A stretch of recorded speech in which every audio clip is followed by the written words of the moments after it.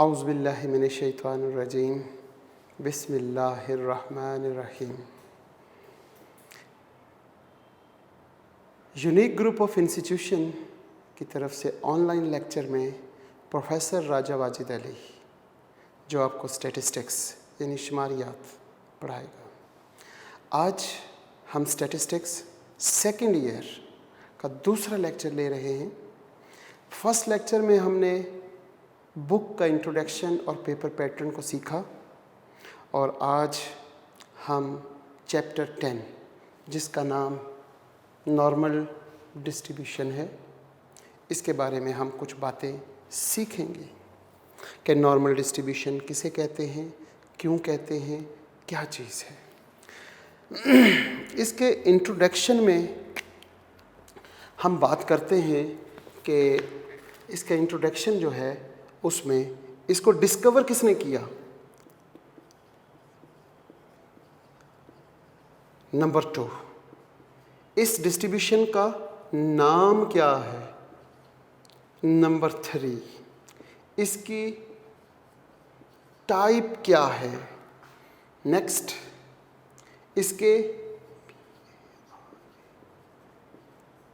Parameters कितने और क्या हैं और वो पैरामीटर्स क्या कहलाते हैं, म्यू और सिग्मा स्क्वायर। ये इंट्रोडक्शन की कुछ बातें हम शुरू में सीखते हैं, समझते हैं कि डिस्कवर किसने किया। इब्राहिम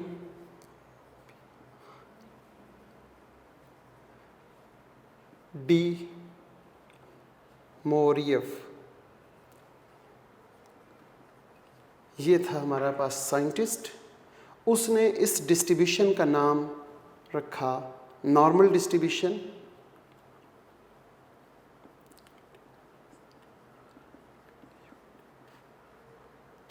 और इसका दूसरा नाम उसका एक और जो साइंटिस्ट था उसने अपने नाम पे भी इसको कहा जाता है गॉसियन डिस्ट्रीब्यूशन, GAUSSIAN,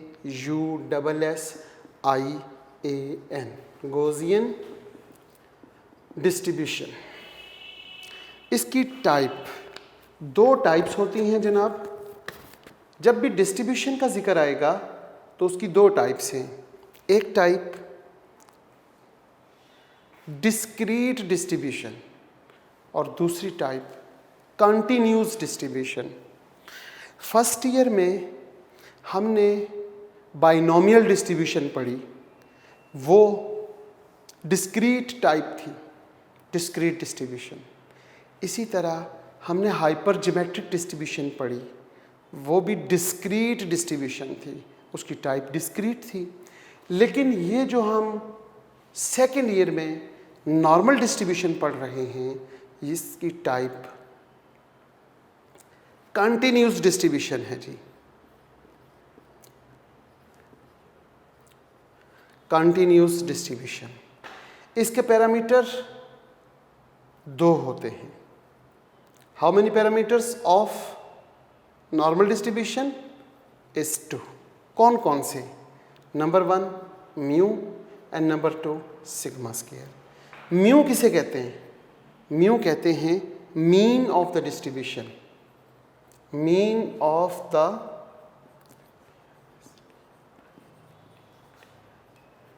और variance sigma square. Sigma square है जनाब variance, variance of the distribution.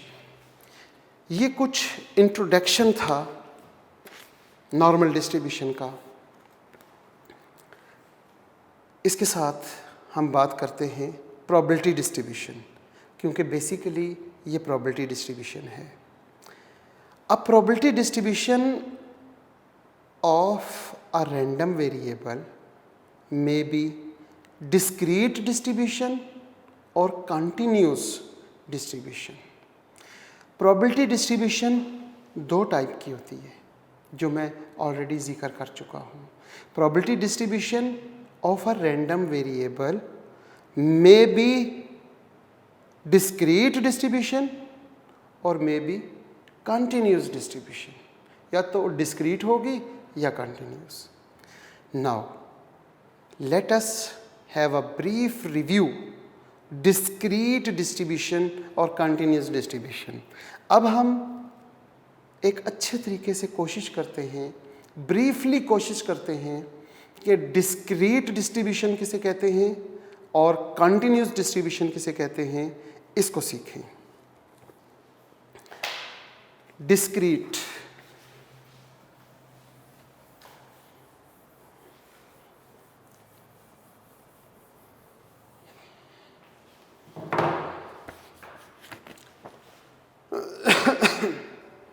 Ji, discrete probability distribution. Discrete probability distribution जनाब, ये क्या होगा? A discrete random variable can assume, जैसे हमें डिस्क्रीट रैंडम वेरिएबल की डेफिनेशन आती है, अब वो वेरिएबल अगर डिस्ट्रीब्यूशन में यूज़ हो जाए तो हम कहेंगे डिस्क्रीट रैंडम वेरिएबल है। डिस्क्रीट रैंडम वेरिएबल अगर किसी डिस्ट्रीब्यूशन में इस्तेमाल कर रहे हैं तो वो डिस्क्रीट डिस्ट्रीब्यूशन बन जाएगी जनाब। A discrete random variable can assume values which are finite, पहली बात है कि वो फाइनाइट होंगे, और काउंटेबल होंगे। A discrete random variable usually involves a count of something. ज़्यादातर वो इन्वॉल्व होते हैं जिन्हें हम काउंट कर सकते हैं। The probability distribution of a discrete random variable is called discrete probability distribution। वही बात जो मैंने आपको अभी बताई कि the probability distribution, वो probability distribution जिसमें जो वेरिएबल है वो डिस्क्रीट हो तो is called discrete probability distribution. इसके बाद आगे चलते हैं। अ डिस्क्रीट प्रोबेबिलिटी डिस्ट्रीब्यूशन में be expressed in the form of mathematical equation और फार्मूला। जो डिस्क्रीट डिस्ट्रीब्यूशन होगी उसको हम मैथमेटिकल इक्वेशन में या मैथमेटिकल फार्मूले में यूज़ कर सकते हैं। फार्मूले में यूजली प्रोबेबिलिटी फंक्शन और टेबल और ग्राफ, उसको हम फंक्शन में लेके आते हैं, यानी इक्वेशन बना सकते हैं, उसका ग्राफ बना सकते हैं और उसका टेबल भी बनाया जा सकता है। जैसे कि हम एक एग्ज़ाम्पल लेते हैं कि इन अ एक्सपेरिमेंट, जो ऑलरेडी हमने फर्स्ट ईयर में पढ़ी हुई है, in a experiment in which single dice, हमारे पास एक डाइस है, उसको हम रोल कर देते हैं तो number of dots of the top face is observed. जब आपने एक डाइस को रोल किया तो आपके पास क्या आ सकता है? जो नंबर ऑफ डॉट है वो 1 डॉट आ सकता है, यानी सिंगल 1, या 2 आ सकता है, या 3 आ सकता है, या 4 या 5 या 6। 1 और 2 के दरमियान यानी 1.5, 1.6, 1.7, 1.75, बहुत सी वैल्यूज़ हैं 1 और 2 के दरमियान। लेकिन इज़ इट नॉट पॉसिबल, अगर हम एक डाइस को थ्रो करें एक और उसके बाद हम कहें कि result is 1.75, it is impossible. या तो 1 होगा या 2 होगा। अब ये 1 और 2 के दरमियान कोई भी वैल्यू अज्यूम नहीं कर सकते, इसलिए ये वेरिएबल डिस्क्रीट हो गया। अगर इसके साथ इसकी प्रोबेबिलिटी साथ लिख दी जाए और एक टेबल की फॉर्म बन जाए तो ये टेबल कहलाएगा डिस्क्रीट प्रोबेबिलिटी डिस्ट्रीब्यूशन। जैसे 1 की प्रोबेबिलिटी 1/6 है, 2 की प्रोबेबिलिटी 1/6 है, 3 की प्रोबेबिलिटी 1/6, 4 की प्रोबेबिलिटी 1/6, 5 की प्रोबेबिलिटी 1/6 और 6 की प्रोबेबिलिटी 1/6, और इसका टोटल करने पर हमारे पास 1 आ जाएगा, क्योंकि 1 2 3 4 5 6 6/6 आंसर 1 आ गया। ये एग्जाम्पल थी हमारे पास डिस्क्रीट प्रोबेबिलिटी डिस्ट्रीब्यूशन की। इसी तरह हम अगर याद करें डिस्क्रीट प्रोबेबिलिटी डिस्ट्रीब्यूशन जो है वो हम फर्स्ट ईयर में पढ़ के आए हैं। The binomial and hypergeometric distribution are the example of the discrete random variable distribution. Discrete random variable distribution, binomial और हाइपर ज्योमेट्रिक डिस्ट्रीब्यूशन जो हमने चैप्टर नंबर 8 और चैप्टर नंबर 9 में ही दोनों डिस्ट्रीब्यूशंस हमने पढ़ी थी, और ये दोनों डिस्ट्रीब्यूशंस हमारे पास डिस्क्रीट हैं। अब हम बात करते हैं कंटिन्यूस की, कि कंटिन्यूस प्रोबेबिलिटी डिस्ट्रीब्यूशन किसे कहते हैं। रिकॉल, हम याद करते हैं डेट अ कंटिन्यूस हमने किसे कहा था फर्स्ट ईयर में, पहले चैप्टर में, दूसरे चैप्टर में। कंटिन्यूस वेरिएबल या कंटिन्यूस डेटा हमने पढ़ा था। तो कंटिन्यूस वेरिएबल क्या था? अब वेरिएबल एक ऐसा वेरिएबल विच कैन, जिसमें अब वी कैन अज्यूम, हम उसमें तसव्वुर कर सकें, अज्यूम कर सकें each and every value with in a given range. जो हमारे पास रेंज है उन दो वैल्यूज़ के दरमियान each and every value we can assume, so that variable is continuous variable। जैसे कि हम ये एग्जाम्पल में देखते हैं कि an example of a continuous random variable is the weight of the male student। हमने weight की बात करते हैं, तो जो weight है, अगर हम सपोज करते हैं कि किसी का weight है 120, तो 110 ये भी हो सकता है और 111 भी हो सकता है। क्या 110 और 111 के दरमियान जो वैल्यूज़ हैं क्या वो पॉसिबल हैं किसी के साथ? अज्यूम की जा सकती हैं कि 110.5 110.6 आ जाए या 110.75 आ जाए। Is it possible? जी जनाब, हम बात कर रहे हैं कंटिन्यूस रैंडम वेरिएबल की। अगर continuous random distribution, continuous probability distribution की बात हो रही है जनाब, अब हमारे पास यहाँ पे हम बात करते हैं डिस्क्रीट के बजाय कंटिन्यूस लिख देते हैं। कंटिन्यूस प्रोबेबिलिटी डिस्ट्रीब्यूशन, जैसे हमने बात की डिस्क्रीट प्रोबेबिलिटी डिस्ट्रीब्यूशन, ऐसी डिस्ट्रीब्यूशन होगी जिसमें वेरिएबल जो है वो डिस्क्रीट वेरिएबल हो। As it is continuous probability distribution ऐसी डिस्ट्रीब्यूशन है जिस डिस्ट्रीब्यूशन में जो वेरिएबल यूज़ हो रहा है, अगर वो वेरिएबल कंटिन्यूस वेरिएबल है तो वो डिस्ट्रीब्यूशन हमारे पास कंटिन्यूस प्रोबेबिलिटी डिस्ट्रीब्यूशन बन जाएगी। जैसे number of student is the example of discrete variable, number of student, size of shoes, size of trouser, number of trees, ये सारी एग्जाम्पल हैं discrete variable की। इसी तरह अगर हम बात करते हैं height of a student in a college, weight of the student in a college, जैसे height और weight ये जो एग्जाम्पल्स हैं ये कंटिन्यूस रैंडम वेरिएबल की हैं। दो रेंज के दरमियान each and every value possible है। अगर हम ये कहें कि हमारे पास वेट 60 kg है और साथ दूसरे स्टूडेंट का वेट है 61 kg, तो क्या किसी स्टूडेंट का हम अज्यूम कर सकते हैं कि 60 और 61 के दरमियान भी पॉसिबल है 60.75? क्या ये पॉसिबल है? Is it possible? 60.35 it is also possible. तो 60 और 61 के दरमियान each and every value possible in a wait time is also example of continuous random variable. तो कंटिन्यूस रैंडम वेरिएबल अगर किसी डिस्ट्रीब्यूशन में यूज़ हो रही हो तो हम उसे कहेंगे कि ये कंटिन्यूस प्रोबेबिलिटी डिस्ट्रीब्यूशन है। The normal probability distribution is the example of continues random variables distribution. अभी तक हमने 3 डिस्ट्रीब्यूशंस का नाम लिया।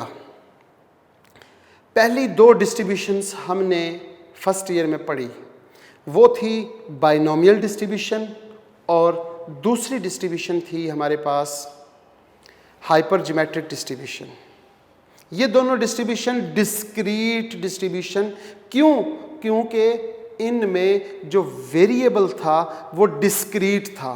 जैसे नंबर ऑफ बॉल्स, अब नंबर ऑफ बॉल्स, जब हम एक बैग में से बॉल्स सेलेक्ट करते हैं तो क्या होता है, या तो वहाँ से एक बॉल सेलेक्ट होगा रेड, या 2 बॉल सेलेक्ट हो सकते हैं रेड। लेकिन ऐसा तो नहीं हो सकता कि 1.5 balls are selected in red color. It is not possible. अगर 1 और 2 के दरमियान कोई वैल्यू पॉसिबल नहीं है तो वो तो डिस्क्रीट वेरिएबल है, और ऐसा वेरिएबल अगर किसी डिस्ट्रीब्यूशन में यूज़ हो रहा है तो वो डिस्ट्रीब्यूशन अंडरस्टूड है कि आपके पास वो कौन सी डिस्ट्रीब्यूशन है जी, वो आपके पास डिस्ट्रीब्यूशन है डिस्क्रीट। और कंटिन्यूस वेरिएबल वो जहाँ पे हम बात करें कंटिन्यूस रैंडम वेरिएबल की। अब हम बात करते हैं इसके फंक्शन की कि इसका फंक्शन क्या है। जैसे अगर आपको याद हो फर्स्ट ईयर में आपने बाइनोमियल डिस्ट्रीब्यूशन का कुछ इस अंदाज में लिखा था, B for binomial distribution, x उसका वेरिएबल होता है और इसके 2 पैरामीटर्स होते हैं n और p। ये इसको लिखने का तरीका था। इसका फंक्शन अगर याद है आपको तो p of x is equal to n c x p की पावर x q की पावर n माइनस x, और इसकी रेंज आपके पास x की रेंज थी 0, 1, 2, 3 up to so on n तक। इसी तरह आपने दूसरी डिस्ट्रीब्यूशन जो हाइपरज्योमेट्रिक डिस्ट्रीब्यूशन पढ़ी, वो भी बाइनोमियल डिस्ट्रीब्यूशन थी। उसमें एक वेरिएबल था x parameters, capital N, small n और k। और इसी तरह आपने देखा p ऑफ x, यहाँ पे फार्मूला था capital N C small n, यहाँ था k C x n minus k और n माइनस x, और इसमें x वेरिएबल की जो लिमिट थी वो थी आपके पास 0, 1, 2, 3 up to so on n या फिर k।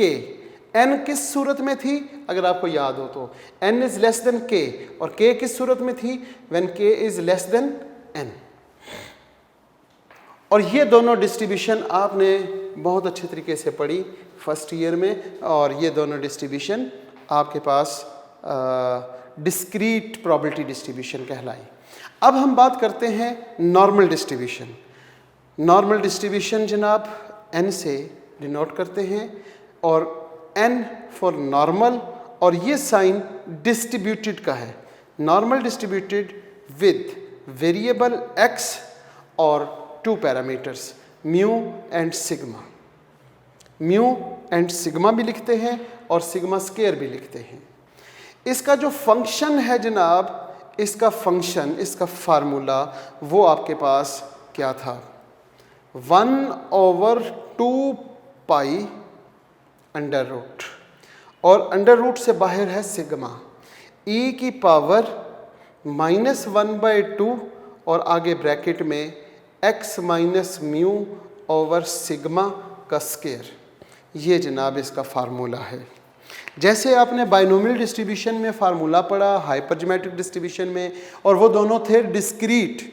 आज हम जो न्यू डिस्ट्रीब्यूशन पढ़ रहे हैं चैप्टर नंबर 10, जिसका नाम नॉर्मल डिस्ट्रीब्यूशन है, और इस नॉर्मल डिस्ट्रीब्यूशन का जो फंक्शन है वो आपके पास वो यहाँ पे 1/2 pi under root, 1/2 pi under root, और बाहर सिग्मा लिखेंगे। सिग्मा मतलब स्टैंडर्ड डेविएशन, e की power -1/2 x minus mu over sigma का होल स्क्वायर। ये हमारे पास इसका फंक्शन है, और इस फंक्शन के साथ हम बात करते हैं इसकी लिमिट की।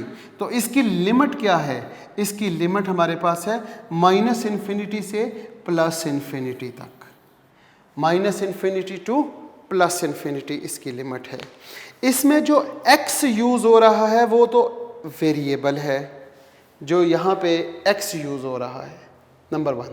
Number 2, mu. म्यू क्या है? ये इसका पैरामीटर है, और पैरामीटर पॉपुलेशन मीन है जनाब।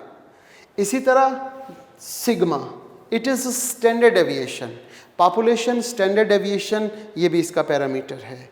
इसके साथ हम दो चीज़ें और देखते हैं। एक तो ये पाई, पाई आपको पता है कांस्टेंट होता है। कांस्टेंट पाई की वैल्यू होती है 22/7 जो चेंज नहीं होती। इसी तरह आपने यहाँ पे ई एक्सपोनेंशियल, एक्सपोनेंशियल ये भी कांस्टेंट है और इसकी वैल्यू 2.1718 है।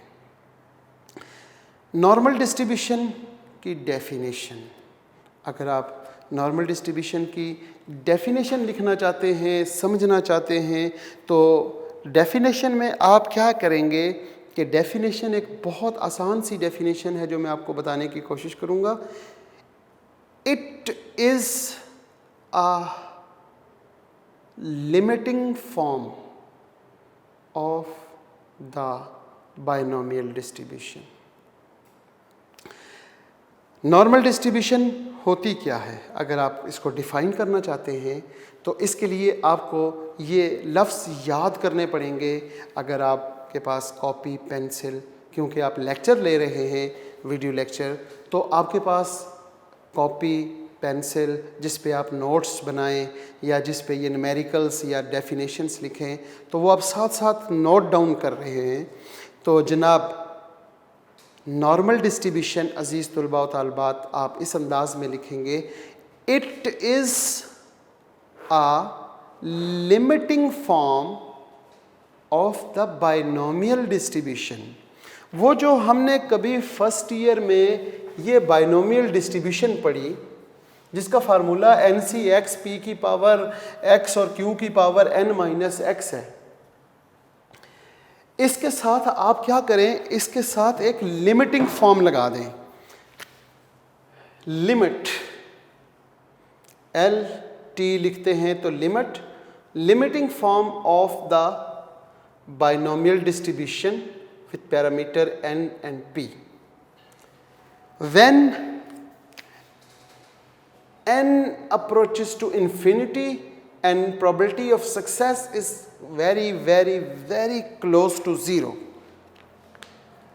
जब हमारे पास सैंपल साइज बहुत लार्ज हो जाए और प्रोबेबिलिटी ऑफ सक्सेस या प्रोबेबिलिटी ऑफ फेलियर, दोनों में से कोई भी एक, it's very small, approaches to 0, then binomial distribution is convert into normal distribution with variable x and two parameters mu and sigma square। ये जनाब बहुत आसान सी डेफिनेशन है जो आप लिख सकते हैं, देख सकते हैं, समझ सकते हैं। मैंने इस सारी डेफिनेशन को एक लाइन में लिखने की कोशिश की है कि limiting form of the binomial distribution when n approaches to infinity, it's mean n is very large and probability of success is very close to 0, so binomial distribution convert into normal distribution। अगर हम इसको देखें तो limit n approaches to infinity and p approaches to 0, इसका formula था NC(x) p की power x और q की पावर n-x। जब इस फंक्शन पे ये लिमिट अप्लाई करेंगे तो ये चेंज होकर आपके पास नॉर्मल डिस्ट्रीब्यूशन बन जाएगी, और नॉर्मल डिस्ट्रीब्यूशन का formula 1/2 pi under root sigma e की power -1/2 x minus mu over sigma का स्क्वायर, ये हमारे पास आ जाएगा।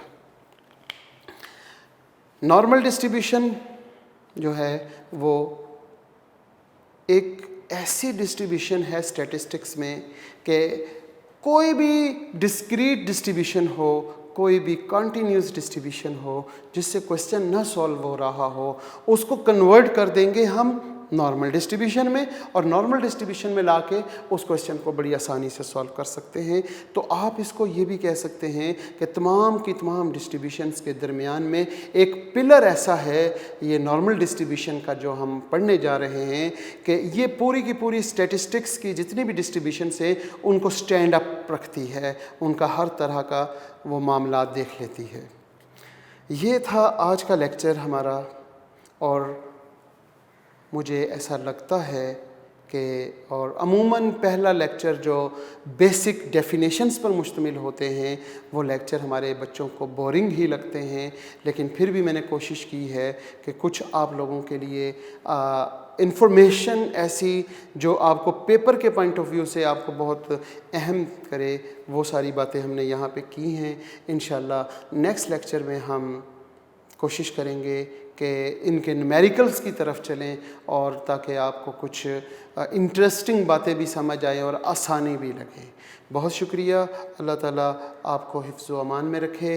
बस मेरी एक और आखिरी बात, हर लेक्चर के आखिर में आखिरी बात सिर्फ़ एक यही है कि आप लोगों ने जब तक इन सवालों को, इस किताब की एक्सरसाइज को अपने नोटबुक में नोट नहीं करेंगे, सॉल्व नहीं करेंगे, कोई फ़ायदा नहीं होगा। इनको सीखें, समझाएं। इल्म एक ऐसी दौलत है जिसको आप जितना खर्च करेंगे उतना इसमें इजाफ़ा होगा। और ख़र्च कैसे होगा? ख़र्च ऐसे होता है कि जब आप उनको सॉल्व करते हैं, जब सॉल्व कर लेते हैं, आपको समझ आ जाता है, फिर उन लोगों को बताएं जिन्हें नहीं समझ आई हुई। उनको जब आप बताएंगे तो आपके इल्म में इजाफ़ा हो रहा होगा। बहुत शुक्रिया जी। अल्लाह ताला आपको सलामत रखे, आपके वालिदैन को ता क़यामत आपके साए में, आप उनके साए में रहें, खुश रहें, आबाद रहें। अल्लाह हाफ़िज़।